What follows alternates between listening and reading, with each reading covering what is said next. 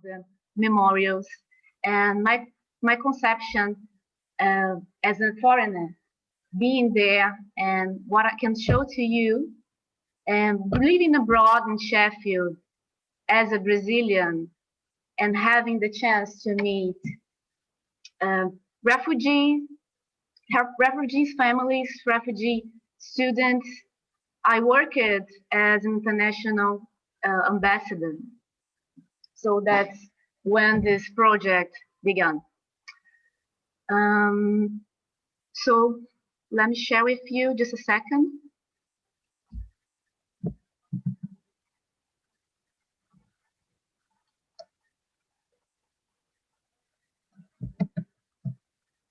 I'm gonna share my screen just a second.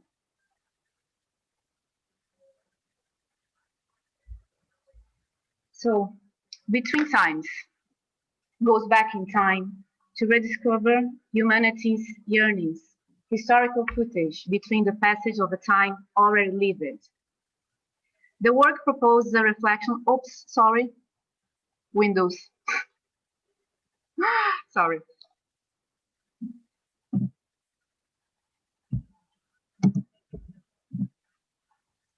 Sorry guys. The work proposes a reflection on the recurrence of situations as if we were following the same paths cyclically in an eternal return. Marked headstones, mapping the paths all who have gone as passengers of life, diluted by the inexorability of time. The inevitable passage of time highlights the impermanence of humankind. The fragility of life and the failure of man to run through real lifetime. Sorry about my English, guys. Unknown bodies, body in a timeless land, eternalized as an uncomfortable landscape.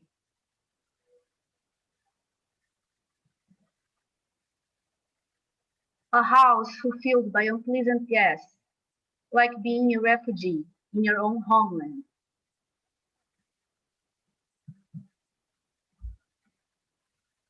Countless grave markers of ordinary souls. The checkpoint as a monument, the human's urge to control other humans, to verify citizens according to rules created by man. To check if people are allowed to circulate out of the restricted zone. The checkpoint as part of an artificial man-made landscape, far from a tourist's eyes, but close to daily life.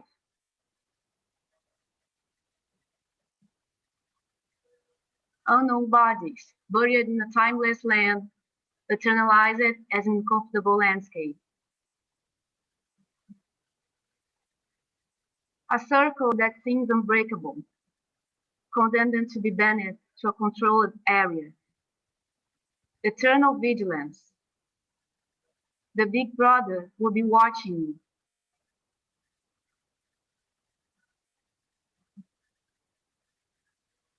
Refugees of their ancestors' land.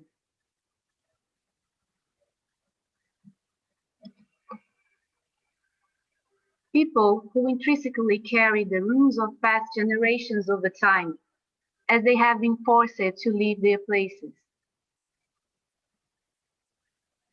The fragility of life and the failure of man to run through its lifetime.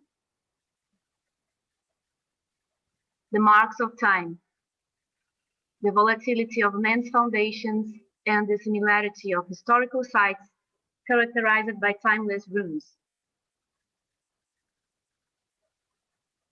As if freedom was an affordable visa with a date to expire. So now I'm going back only with the photographs for everyone to see.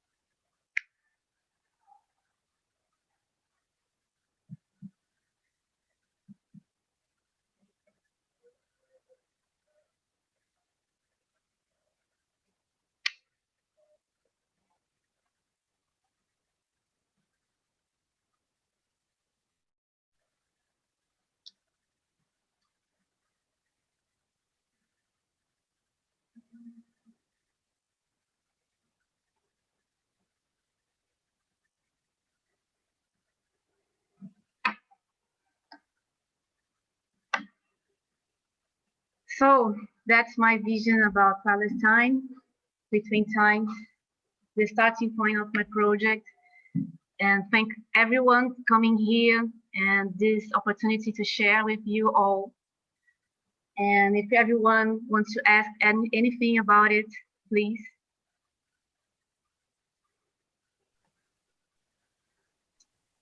Thank you, Marie. That was really strong. I think it's probably, I don't know if I can speak for other people, but I think, yeah, there were very strong photographs and images there. So I think that might take a moment just to digest what you've done. I've asked people, we've had a request to show the photographs again. We will put a link in and you can look at them later on, but it might be opportunity at the end just to show. Yeah, got some really nice comments too as well. Interested in the checkpoint and verifying citizens, and people would have liked even longer to gaze at them. So I think that for me shows how beautiful the photographs are, and love your words. So thank you. So any questions there? If you put questions in, thoughts, that'd be great, and I will relay a lot of these back towards the end. Back to James. Thank you, Marie. Thank you. Yeah, thanks so much, Marie. That was great. So now I'll just pass over to Zoyander. So I'll just give a brief introduction. So Zoyander Street is an artist, researcher, and critic based in Sheffield and Rotherham. And Zoyander will share with us how contemporary computer games memorialize and remember those who have died or gone. So yeah, pass over to you, Zoyander.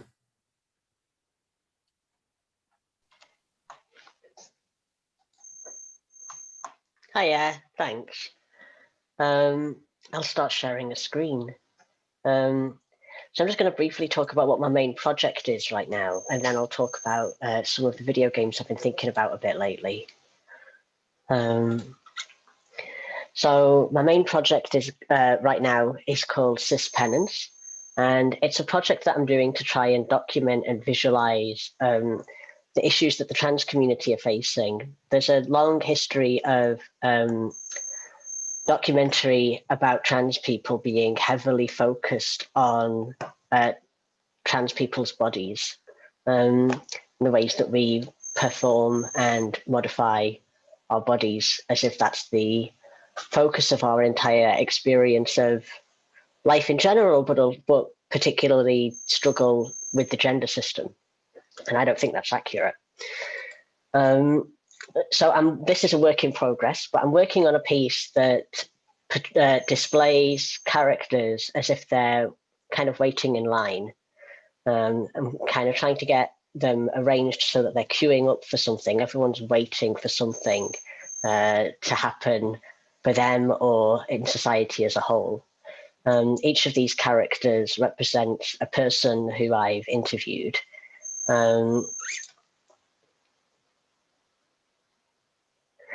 And so all of these are people who you can interact with in dialogue. And I'm trying to make visible processes of waiting. The most obvious example being waiting lists on the NHS to receive the care that people need in order to live without dysphoria and live a liberated life, feeling happy in your own, in your body, but also in society as well. So part of it is NHS waiting lists, and part of it is just waiting for society to change as a whole. And something I've been thinking about a lot while I work on this project is the sense of grief and loss at the people who we could have been if we'd lived in a different context. One of the people who I interview, the only time that I've cried while interviewing someone for this project was when someone who grew up outside of the UK said that she was shocked when learning about Section 28, the law that said that it's not okay for teachers to tell you that like whoever you are is fine, like whether you're gay or trans or whatever, that it's okay to be who you are and you can live a happy life that way. That wasn't allowed for many, many, many years. And this person was saying that they felt that it had left us with this really unique sense of shame in the UK that they hadn't witnessed elsewhere. There's this tremendous lost potential, I suppose, of the people who we could have been if we hadn't been brought up in shame. And I feel like I'm never going to see anything that memorializes that, like that memorializes what could have been if it weren't for what actually was. So I've been thinking about the potential of games to show memory in the context of agency, in the context of like what we're able to do and what we have a responsibility to do. So I've made a short video about some games that I think bring this out. I'm not sure whether I'm sharing audio. I said I was going to make sure that I did it properly, and now I don't know whether I did. Can someone put a reaction up if they can't hear anything when this plays?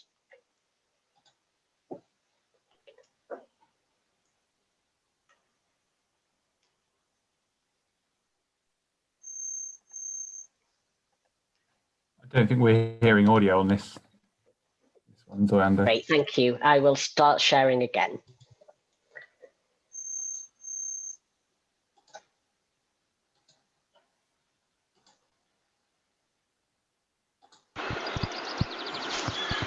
That's good.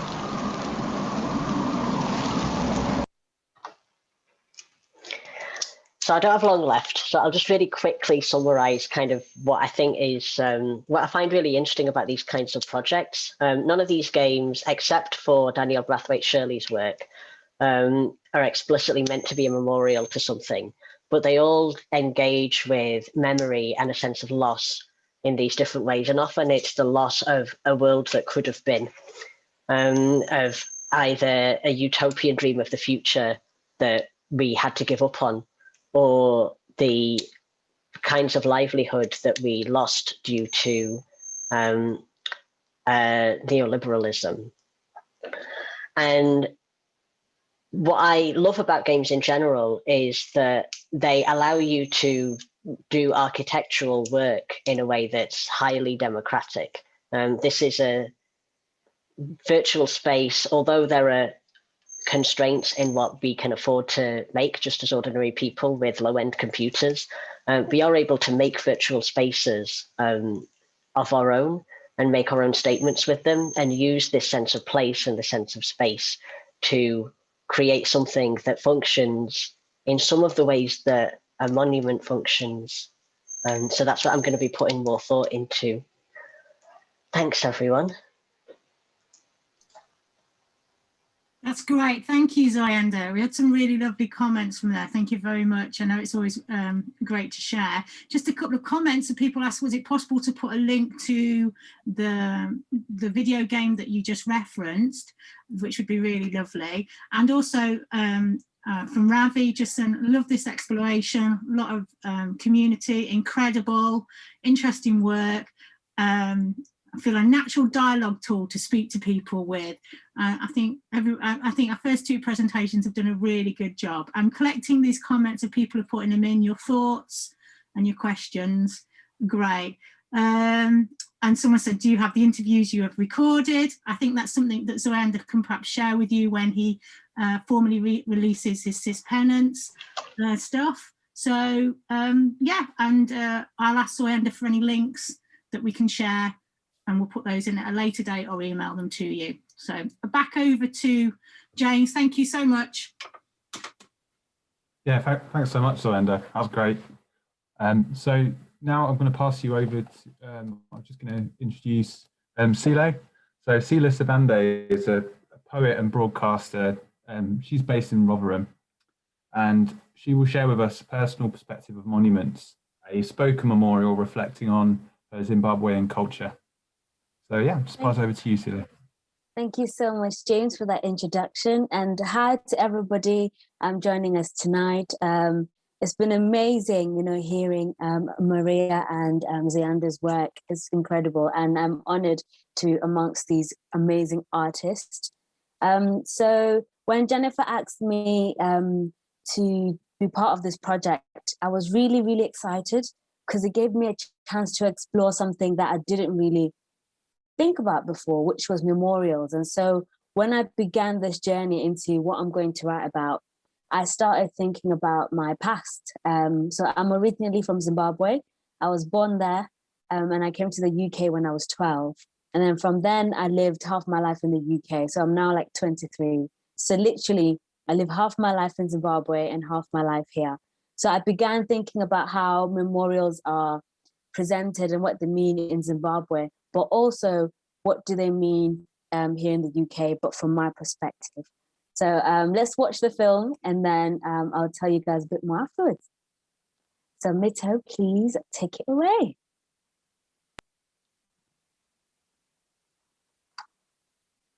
In my Zimbabwean culture, memorials are words spoken from my mother's tongue with no experience to paint the picture of what I would do in that situation. All I can do is pencil draw the outline of what happens as she tells me over the phone. So, to us in our culture, like spirituality and ancestors they seem like they're quite important. Yes, they are. They are very important. It's like your ancestors are the people who made you. They're your grandmothers, your great-grandmothers and great-grandfathers. You are your great aunts and uncles. So those are your family, the people who you exist today because of them. Spirituality is very important to us. Our ancestors are the guides to our lives. Therefore, we honor them by taking time to speak to them, to praise them, dance for them, sing for them. So when somebody passes away, after a year, we do like a memorial celebration to remember their life and to bring them home as well. It's called umbuyiso. So you're not actually bringing in the whole corpse in life person now. You're bringing their spirit home to come and protect the family, the children, the grandchildren.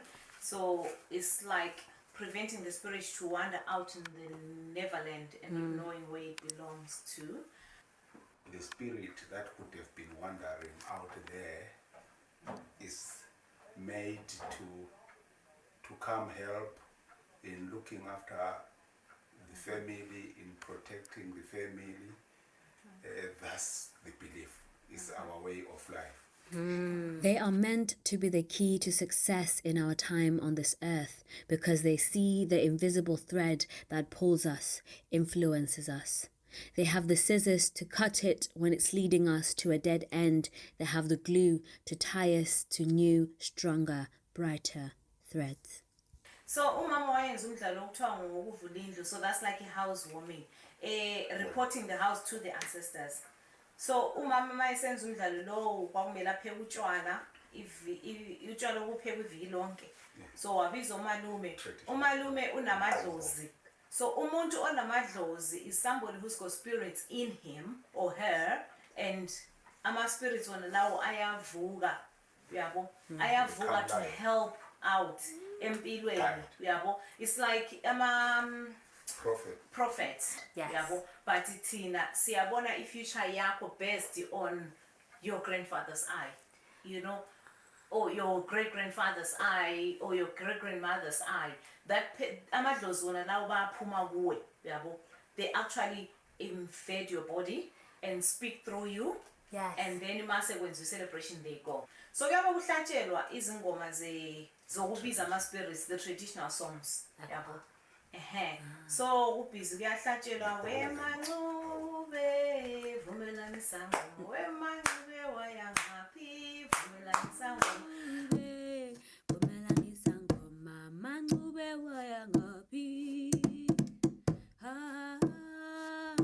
I think this is a beautiful way of looking after the memories of those who pass. However, as new generations are born, they lose this connection, this bond with a part of their culture. Like me, they only draw outlines of what memorials of their ancestors are without the paint of experience to colour it in.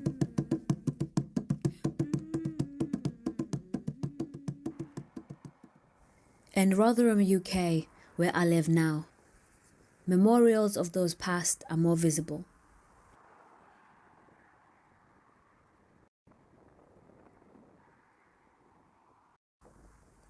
I see them when I go walking in the park. I see benches with names on them and wonder, why that bench? Why that location?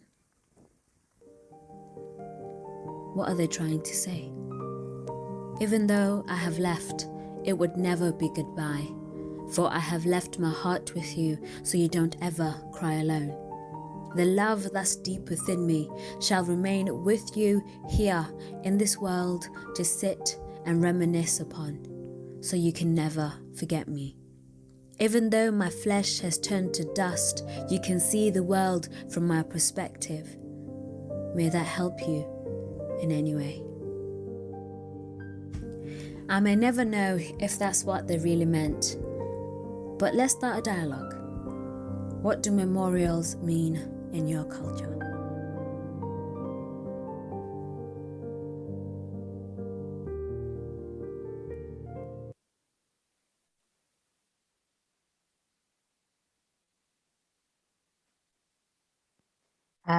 So that was my poem called Memorials from My Perspective. And I really, really enjoyed exploring what memorials mean from my Zimbabwean culture and realizing that it has to do with ancestors and spirituality. And that to us is a whole ritual for us to remember those that passed. And it's more, as I said, it's not as visible as it is here in England. Whereas, you know, we have the benches and yeah, so it was really exciting looking at the different perspectives. So if anybody has any questions, please put them in the chat. But again, thank you so much for allowing me to be part of this project. Thank you. Thank you, Celia. That was really lovely and really another amazing. And I'd like to thank Celia because the reason Celia did the video is because she wasn't able to join us, but thank goodness for football.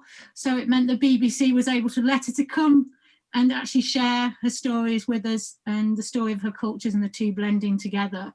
We've had a request just for someone to say, could you spell that word? And, and perhaps we can organise a transcript to help with the language elements, but it's just really amazing. Again, really strong presentation and people saying they love the work and a really nice way to share and memorialise and combining of the Rotherham neighbourhood in Sheffield in here and also there. So thank you, it's lovely and like keep thinking about that shade of yellow. We've got a comment on there, so very nice, thank you for sharing. So keep putting your questions, thoughts and opinions in. I'm making a note and now back to James, thank you. Great, thanks so much, Sile. That was great. Last off, we're going to introduce to you Yuen. So Yuen Fong Ling is an artist, curator and researcher based here in Sheffield. And today he's going to talk about his project Towards Memorial, and Yuen will share with us how wearing of sandals can become an alternative form of public memorial. So great, I'll pass you over to Yuen. Hi there. Hello, can you hear me? Yeah, great.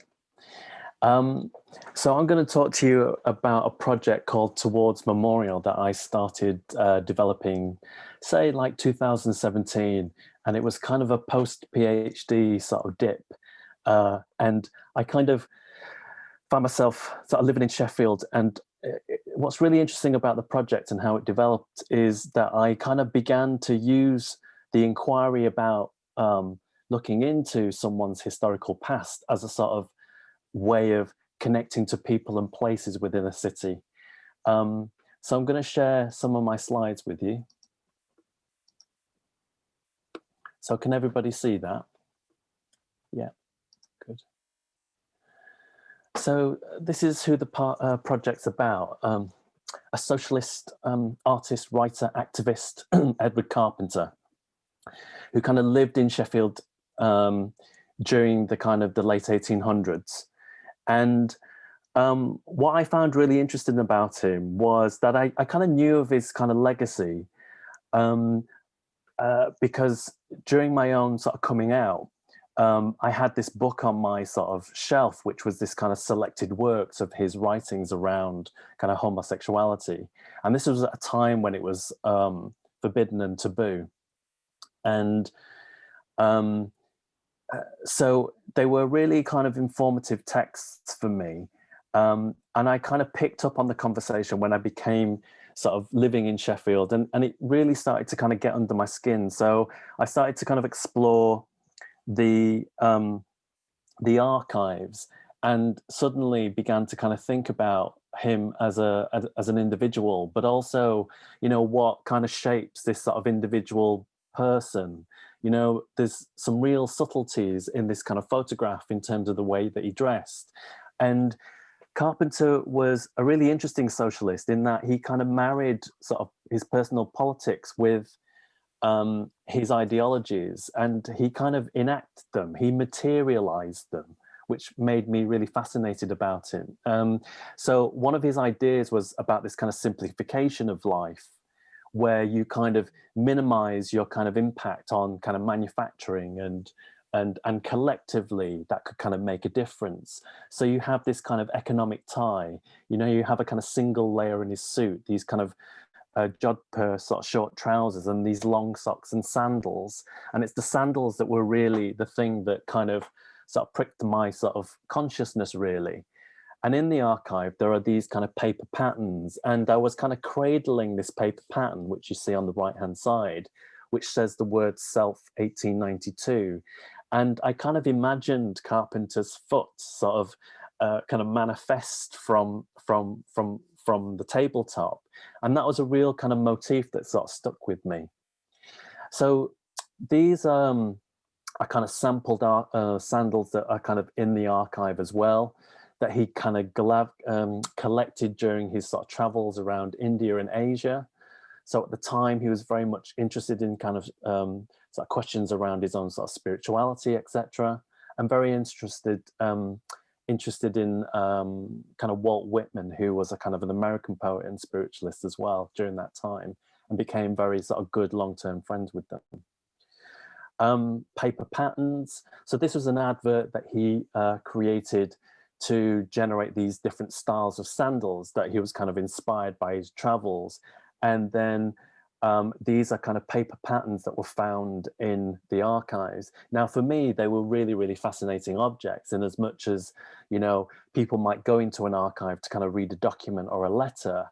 I was looking at these ephemeral sort of pieces of paper, and there was so much information kind of in them with regards to the physical foot or the person that it belonged to. So it was a really interesting sort of record. And I saw the archive material as almost like a kind of an open source. You know, it was kind of urging me to kind of do something with them. So this is Carpenter, a really kind of famous photograph that shows him with George Hootkin and George Merrill, who became his long-term lover, that he lived in Millthorpe, just outside of Sheffield. And I think on the right-hand side is Georgie Adams, who was his kind of collaborator at the time. But I was fascinated in kind of examining these photographs, and you can see the different hierarchies between the sort of footwear that they're wearing, from his sandals to the kind of the working boot, which effectively the sandal is a kind of response to, and then these real sort of working, sort of long leather kind of shin pad things. But there's an interesting dynamic there. But what they were also kind of championing as well with these kind of really kind of interesting new types of relationships that they were having with each other, which became sort of fascinating to me as well. He was a prolific writer, and this is a publication that I found that was produced by the Labour Press in Manchester. And these are really tiny objects, and they're designed, as you can see, they're printed for private circulation only. And these were kind of pocket pamphlets. And because it was kind of illegal to talk about kind of homosexuality, this was the time at which kind of, you know, Oscar Wilde was being persecuted in London. You had this kind of exchange, this really interesting kind of secret, sort of intimate exchange of ideas and processes that are kind of happening alongside the book. So these are kind of ephemerate objects take on a significance because they're incredibly coded, or they're incredibly, you know, they kind of operate underneath the kind of surface of society in a way. And this became really, really fascinating material for me to respond to. So I'm not a sandal maker, but what I decided to do was try and remake the sandal and just try and go for a walk in them, just so I could kind of stand in Carpenter's shoes. But I didn't know how to kind of start the process. So I initially just shoved these kind of postcards of Carpenter in my shoes and started going for walks in them. And during those walks, I was kind of connecting with the kind of historical sites and heritage walks that linked Carpenter and his circle of friends in and around Sheffield and Dore and Totley, etc. And then I was also doing these kind of workshop exercises with Poeng, who's a kind of dancer and performer. And she was trying to reconnect me with my feet. You know, we boot them up, we strap them up in shoes, and we kind of lose our sense of identity or our sensitivity through them. And this is what kind of Carpenter was getting to. He was saying, liberate your foot, free yourself from the boots, the coffins of your feet, and see where that might take you. It will connect you to nature, and it may connect you to kind of new types of relationships that we can have with each other and ourselves. So these are some of the postcards that I pulled out of those sort of processes, walking, and I began to see this kind of philosophical link between the concepts of staring, looking at something intently, and wearing. As I kind of wear down the image, you know, something reemerges from it. Can wearing be a kind of type of intense looking? You know, all of these kind of interesting sort of parallels start to kind of emerge out of it. And these are kind of postcards that I pulled out of my boyfriend's shoes, and you know, he kind of slips his foot in and out of the shoe, he doesn't tie his laces up, and you know, there's a different kind of wear, and incredibly sort of heavy footed as well. And you know, but the sort of record of that process, that sort of you know, was kind of manifest through the postcard itself. And I love the idea of a postcard as also being a kind of as a material that is about a type of communication between people. And these postcards, particularly for me, was like a conversation that I was having with myself. This idea that a lot of my art practice was predicated on my eyes and hands, and can the feet be a space to generate knowledge from? So this is me in the making process, trying to kind of develop a prototype from archive materials, etc., etc. And that led me on to kind of working with an ethical shoemaker in Sheffield, Noble and Wiley.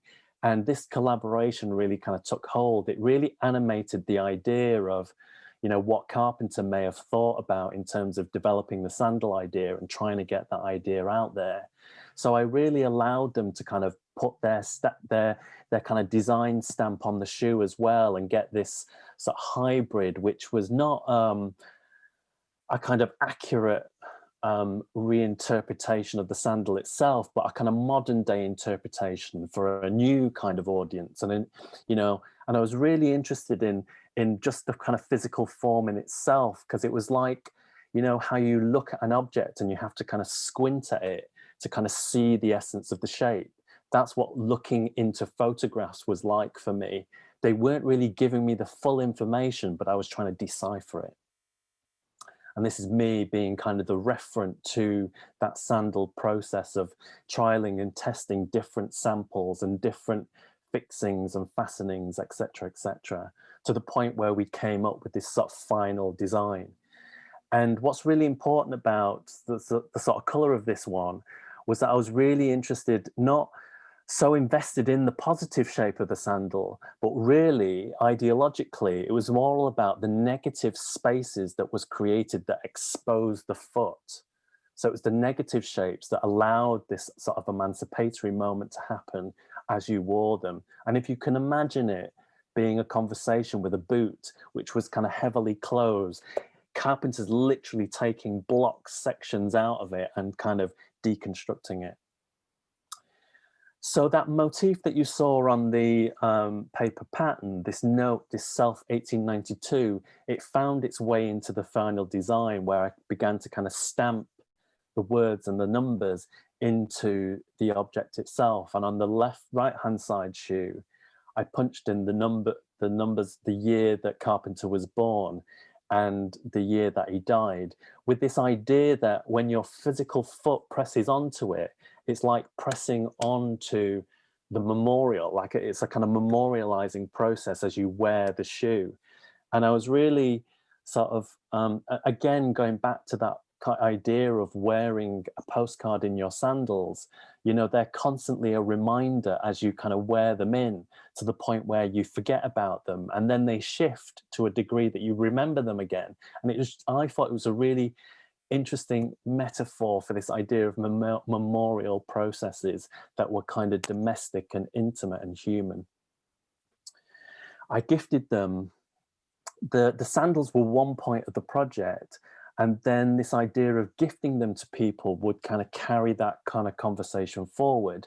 And that's where this kind of social aspect of the project took hold in a different way. So this is a pair that was gifted to kind of Mayor Majid at the time, so for his kind of green credentials. And then he also kind of posted them. And, you know, there was a really interesting conversation that started to develop out of who I gifted the sandals to. And then I started working with a group called the Friends of Edward Carpenter. And these were people who kind of activists in their own right and academics, and people who were doing kind of really kind of socially just work in the community. They all had an interest in Carpenter, and they wanted to raise money for a permanent public memorial to Carpenter.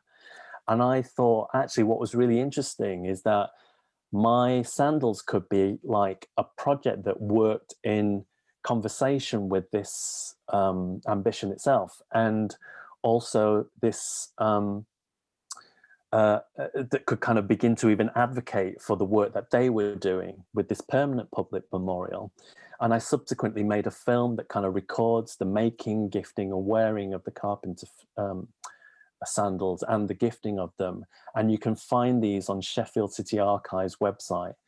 And as you can see, I'm kind of developing lots of sort of visual strategies around, you know, these kind of rainbow colored socks that were kind of this sort of manifest of Edward Carpenter, and how I was getting participants to kind of step up onto these platforms in their own memorial making processes. And then in one film, we gathered to walk around the kind of permanent memorial, the proposed memorial sites of the permanent memorial. And in that moment, in this kind of photograph of me taking a picture of the participants in the sandals, I thought I'd kind of realized this kind of alternative form of public memorial in that moment, you know. So it was almost like the kind of antithesis of putting a kind of huge bronze statue in a place, but can a memorial be a sandal?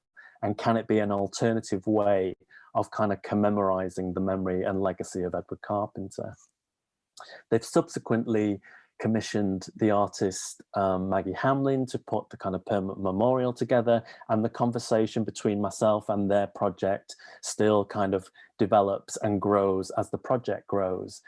But for me, it was a real opportunity to kind of develop that sort of narrative for myself within the project. And subsequently, I'm going to take this project to kind of Bury, and there's going to be a show in London that is going to happen soon as well, which really develops this kind of link between sandal production, feet and their emancipation, and this idea of protest and memorial making, you know, because what sparked this conversation is the sort of COVID-19 situation and the Black Lives Matter moment, etc. And this idea that, you know, my project was trying to find an urgency or a way of kind of engaging a conversation with people about what should happen in these public spaces. So going back, these are the last two slides. Sorry if I've overspoken.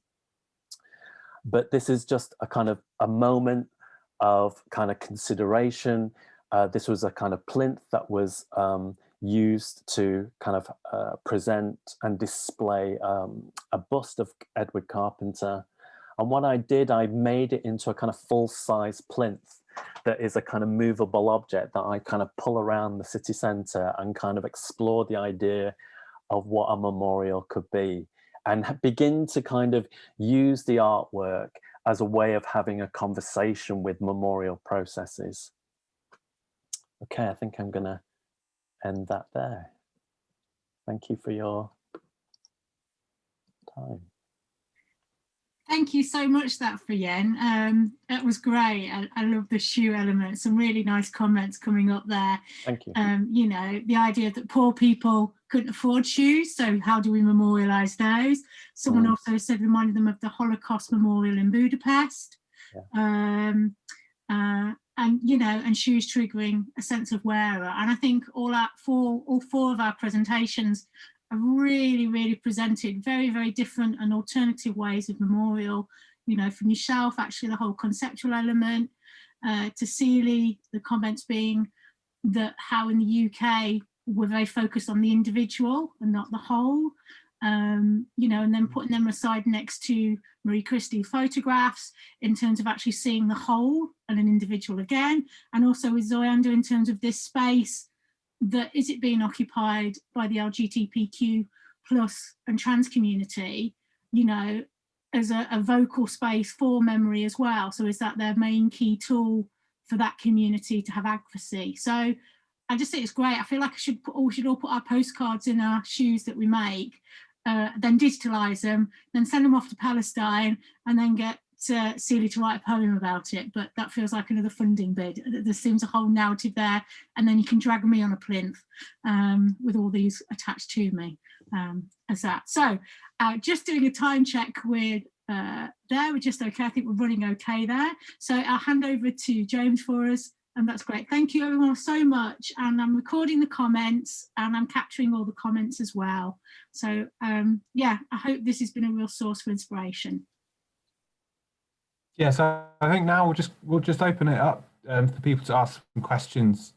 If anyone wants to, yeah, you can unmute yourself and ask a question, or you can put a question in the chat. And this is to all the speakers.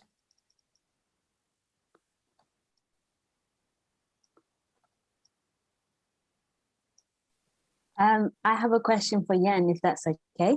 Yeah, sure. Yeah. I would love to know, after when you've been doing this project, what is your relationship like with your feet?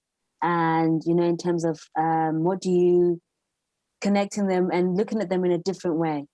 Does that make sense? Yeah, absolutely. Yeah, because that picture that I showed myself and Poeng, and we were on a Stanage Edge. And I don't know about you, but I always like to kind of walk towards the edge, you know, because it's that kind of sense of excitement.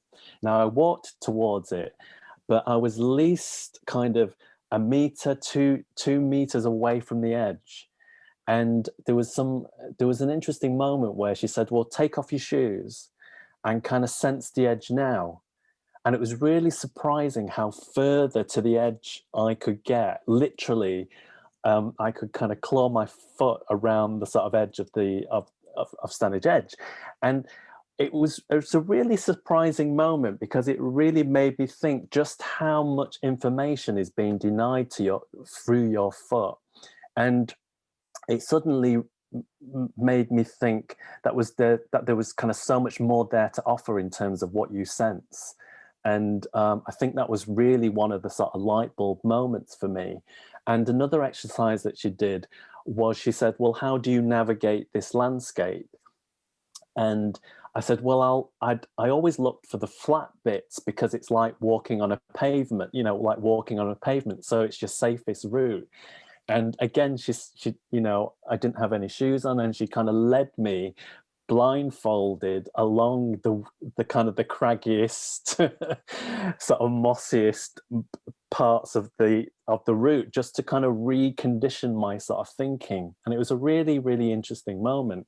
So now, you know, now the project, whenever I gift the sandals, you get this kind of interesting conversation that happens not only through the legacy of Carpenter and what he does, but you get these conversations about people and their foot care and their, you know, their neglect or their aging or all of that kind of stuff. And it's not a conversation we often have, and that's what it's kind of liberated and freed, you know, the fact that we need to kind of look after them a bit more. Thank you for the question. Can I ask Sile, following on from your presentation, it made me think of nursery rhymes and the ritual of those rhymes, and that takes you straight back to your past. And one rhyme I did think of was the Ring of Roses, given that it was about the plague and what we're going through now. But immediately, little rhymes and songs take me straight back to sort of my youth, or and I've even made a little ritual rhyme for my cat that I sing to her every night before she goes to bed. But it's a ritual that's come out of COVID. It's a new ritual that's been created. But that's what your presentation made me think of. Yes, and how rituals, to me, can be another form of, you know, remembering something. So I would love to know, how did the song that you wrote for your cat, how did that come about? It's because she does a little thing with a pause, and I call her Princess Pony Pause. And then the words just came, and it's really surreal, but I sing to her every night, and she comes to expect it, and she does a little sort of, she really loves it. And then she goes to bed. It's silly. I think it is what COVID, the pandemic's done to us, and the isolation probably, and talking to your cat and humanising her possibly. But that's like something that you have created with your cat, and it's something that you guys, it is like a little memorial for yourselves. It's like a little thing that something that you guys connect to each other. So for me, realizing that in my culture, talking to our ancestors was a way of connecting and remembering them. And so for me, with your cat, it's kind of like you guys are connecting to each other, and you're taking that time out to be and connect. Yeah. Oh. Thank you, Amanda. Thank you. Yeah, it kind of reminds me, there's a kind of, I think it's an Egyptian philosophy that one's death is one dies when the last person speaks your name. I think I'd find that really, really fascinating, an idea that, your legacy lives on, or your kind of spirit lives on as people always remember you, even having a conversation about you. And I think that's one of the sort of really interesting sort of concepts of memorial that I'd like to sort of follow through on, definitely. Yeah. And it also makes you think of the ones, for me, because benches and having the name on the benches, as you said, somebody's always going to go to that bench and see that name. So your memory is going to live on, even to those people that don't necessarily know who you are, but they might just know your name and might think, oh, who's this? And why did they choose this bench? And it's that thinking about that person that made their memory kind of lives on. Yeah, I mean, that really reminds me of a kind of a theory around memorials, which is it's called a deliberate commemorative value. So memorials are kind of put into public spaces, but then it's how people enliven them, activate them by going to them every year on a certain day or month, for instance, like the kind of Remembrance Day. That's a kind of commemorative value that keeps the sort of monument always active. And I love this sort of space of how kind of people interact with those public memorials, like kind of dress it, or put a scarf around it, or those flowers that you showed, for instance, wrapped around the sort of postage stamp, the post whatever you call it. So it's this idea that not only are those kind of memorials put there in public space, but we must continue to kind of activate them. And I find value in just simply activating them, no matter what kind of, no matter how simple or domestic or intimate or personal a gesture that might be. It might be just like kind of, going for a walk, but always passing a certain building. It's a way of kind of activating memory in lots of different ways. Yeah. That's beautiful. And as you were saying that, sorry. Go on, I was just going to say that I think, Ravi, did you have a question that you wanted to ask? Yeah, I was going to ask, actually, it picks up on that. Sorry, Silly.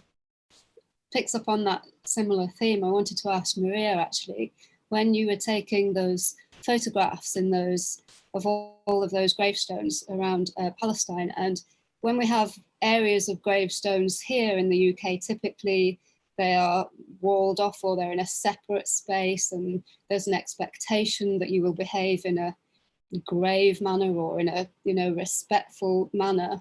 But I wondered how you found people interacting or activating, even to Yuen's time, in those situations where these gravestones seem to be, there isn't really a boundary between them and the town, the houses, they're just there, and how that was when you were there.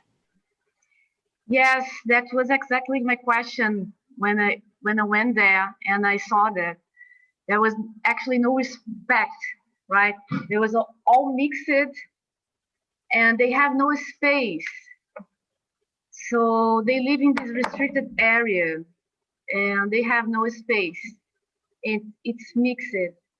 So the checkpoints, the area, constantly the guard, the policemen, they put everything you can see, the throw, like a lot of things that you can find.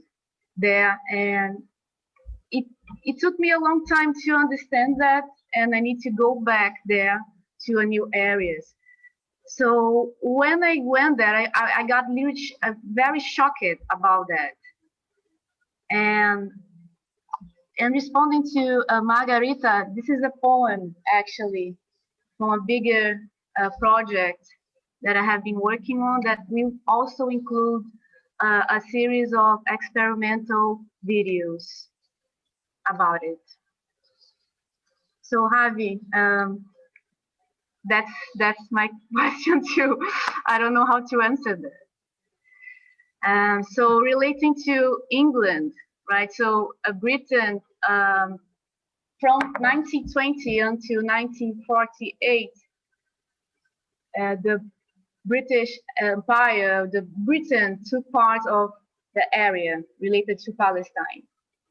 And after 1948 until today, we have this situation, this endless war for territory where Palestinians are struggling to have their area united. They are a nation without a country, without an unified territory. And being a foreigner in England as a Brazilian and meeting the refugees, that gave me a perspective different from, I don't know, other Brazilians or maybe people actually in England too. I have the impression that people from all over the world are not aware of the situation there. So that's why I started to film and photograph them. So this project, Between Times, goes back in time. And I have the First World War legacy, the Second World War historical sites, the heritage, the immigrants, everything together in this project. So I get a little emotional talking about it. Sorry, everyone. I struggle a bit to talk about this. No, Marie, that was a really lovely explanation. I think that was a really lovely explanation. Yuen, what would you like to ask? Yeah, right. I just wanted to kind of bring up this kind of the events of last summer and the kind of the removal of the Colston statue. And, you know, it was a real sort of galvanizing moment for a lot of artists, because the thing that was being contested is this artwork, the thing that we make, you know. That's a really exciting proposition. And how do we wrestle that conversation off the kind of bureaucrats and the politicians and start to kind of find a real critical space for our own work to try and make memorials? I think that's a really exciting conversation to have, and great that sort of, you know, the Social Art Network is starting to sort of galvanize that conversation as well. But it really prompts the question, what is the future memorial? So does anyone have any thoughts? And I think, you know, it's also, you know, wanting to kind of bring Zoyander into the conversation as well around digital space. How do people memorialize, you know, and what could be the new form of memorial process? We've just got time for Zoyander to quickly just comment on that. I'd love to hear, because I also am interested in terms of how you decommission in the digital world as well. When does it no longer have a space? And how do we carve a space out? I don't know if you can answer that, Zoyander, with your opinion.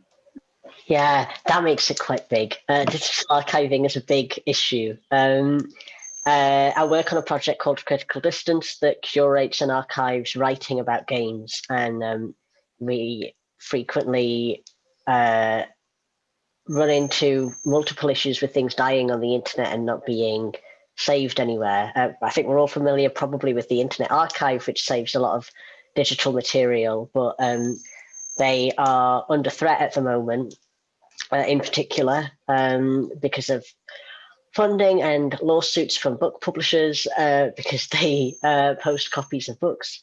But yeah, a huge issue with how do we remember, record and archive things that were digital.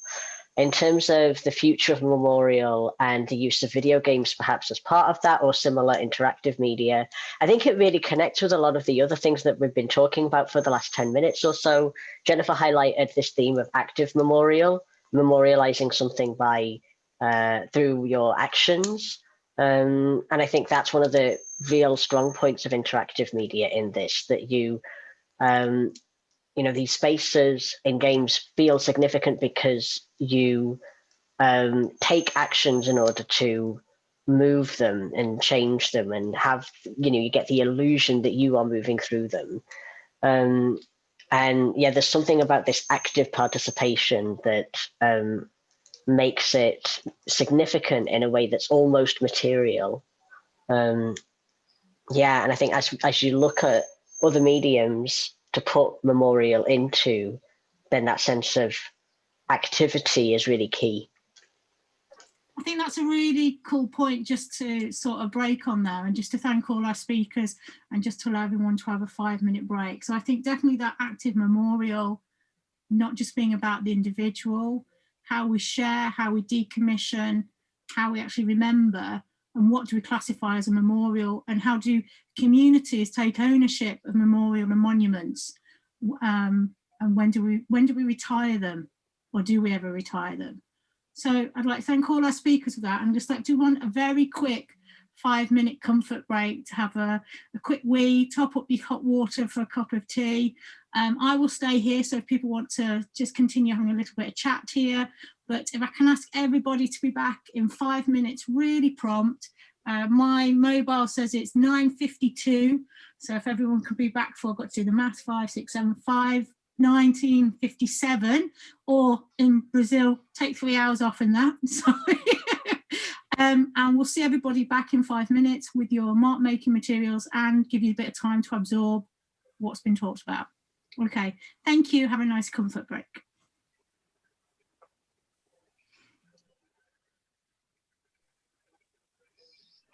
Jennifer, I'm gonna have to go now because I'm like really need to eat something. Oh no, thank you for joining us, but do feel free that you can, the workshop is just to sort of to get you going and to really be inspired by Mito. We will be doing a recording of it, but you can send, if you still would love just to get a postcard from you, you can send it to Cupola Gallery, or you can email it to us with the details. Thanks, because it's the first time I've joined in one of your Zoom things.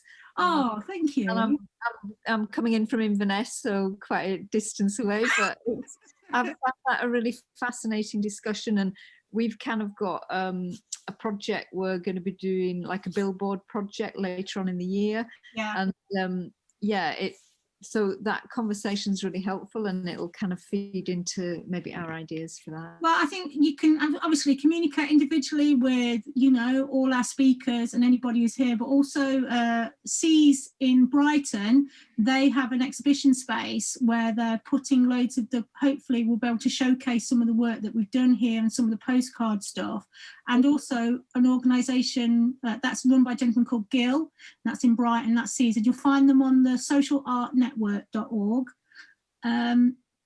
If you type in that, the information was in your invite, and look for Seas, S-E-A, as an S-E-A-S. So they're a salon there, but also there's an organisation called Art Core, which is a gallery run by David Gilbert, and at the moment they're doing memorial cards to fundraise for memorial stuff as well. So hopefully we're trying to collaborate. But any ideas for collaboration and working on expanding, because like I said, we'd like to really expand this and, you know, expand the work that the artists that have contributed today, and really invite other people up. So yeah, thank you so much. And if you want to email that feedback to us, that would be lovely. It's always really good for our egos as we're all voluntary here. So that's fantastic. Have a good supper, and I'll talk to you soon.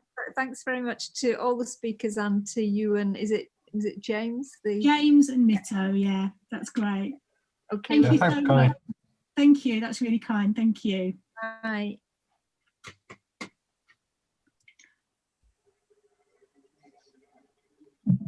I was just going to say, with the resources, I think what I'll do is I'll collate the stuff that we can share. Yeah. What I'll do is I'll make sure that's all available on our Monuments webpage, Great. and I'll email it all out to everyone who's signed, registered. We can email stuff through that as well. So yeah, and I've got some nice stuff on the chat as well. So it's fantastic. Soundscape stuff, so really good. I'm going to use the little ladies' room, so I will be back in a moment. So you've got lovely James to chat with here. So I'll be back in a moment.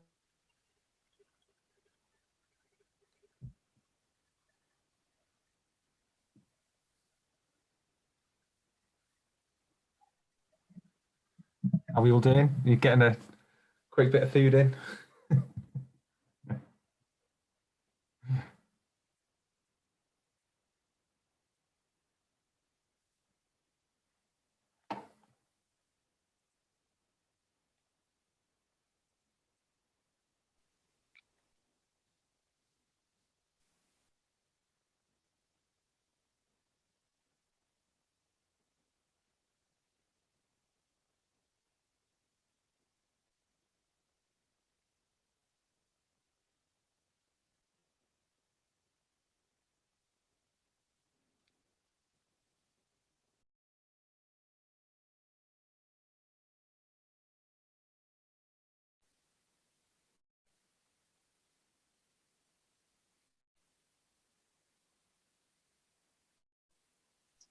You okay there, Sile? Yep, I'm all right. Yep. Good to do. Thank you. I'm so pleased you've been able to attend. It's really lovely. We've managed to get you all the speakers going. And I really like Amanda's comment about I think she needs to perform her song to us for the kitty. That would be amazing. Perhaps that's our closing thing. You lullabying us to your to your kitty. Just following on from that, there's a song she likes, and it's the Mouse Lives in a Windmill as well, and I sing that to her. And again, it's so funny. But it comforts her. I don't know if it's the rhythm of the words and things, and yeah, it's just mad. Yeah. I think the pandemic sent me mad. But I find it fascinating how animals not understand, but they can kind of understand what we're saying. And for me, it's like, is it how we say it? Can they understand the intention behind the words?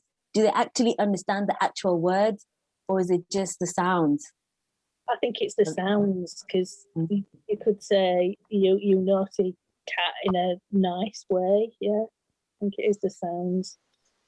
One of my favourite things at the moment is dogs and cats on TikTok that have been using buttons to use human words. And it's remarkable how many of them they can learn. It's incredible. And there is a cat who's been doing it as well, yeah.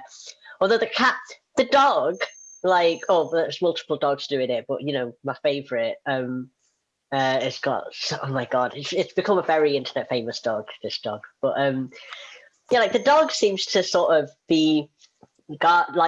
sometimes just chatting with itself, and sometimes saying things because it knows that the human is impressed when it adds extra words to a sentence and that kind of thing. The cat